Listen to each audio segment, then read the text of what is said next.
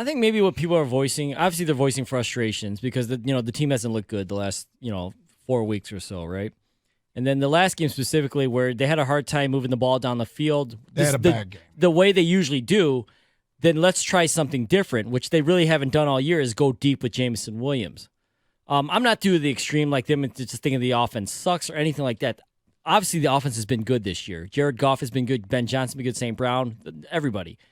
Jameson Williams, though, I think people are frustrated too because why did they trade up to get him then? I mean, his ability is to run deep, get over the top of the defense.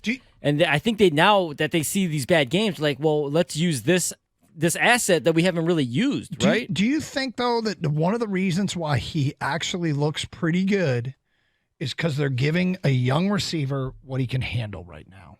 And I don't mean any disrespect. I think the player goes out and shows and practices. They figure out his strengths, and they give that guy what he can handle. And hopefully, moving forward, he can handle more and more and more. I don't know if he's looked that good. I think we've seen not even a flash, because there hasn't been a game this year. I don't think he's had more than 2 receptions. Yeah. So I think that, listen, has he been good blocking down the field? Yes, because I'm one of the first people to point it out. But they didn't draft this guy to block. They drafted this guy to take the top off the offense. Yeah, but I would also argue that chances are all of his opportunities in games are dictated by what he shows he's capable of in practice. And their job, if you're Ben Johnson, your job is to score a bunch of points, enough to win games. And Jameson Williams can help you do that. But I don't think they need to stop what they're doing to help Jameson put up big stats. Use him to help you, but don't stop what's working to help him. Does that make sense? Yeah, but I don't think anyone's saying, hey, he needs more stats. I think that him going over the top, they're thinking is going to help the team win. I think, yes, it could. Even when in the best of days, deep shots are low percentage plays. If they were high percentage plays, that's what we'd see in this league over and over and over again. So much has to go right for those plays to be successful.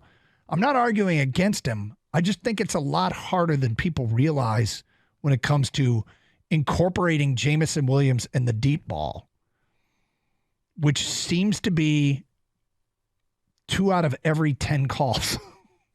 Well, like I said, I think when you see games that you're going to voice frustrations and, hey, let's try something we really don't do that often of. And I think obviously they're giving him what he can handle, and trust is a big thing with Jared Goff and Ben Johnson and Dan Campbell.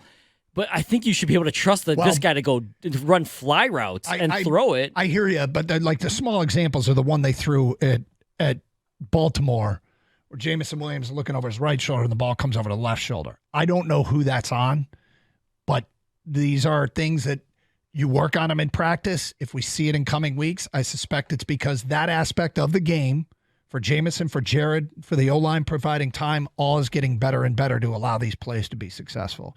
I don't think it's something that, hey, if they just thrown the ball deep more against Chicago, they would have won the game.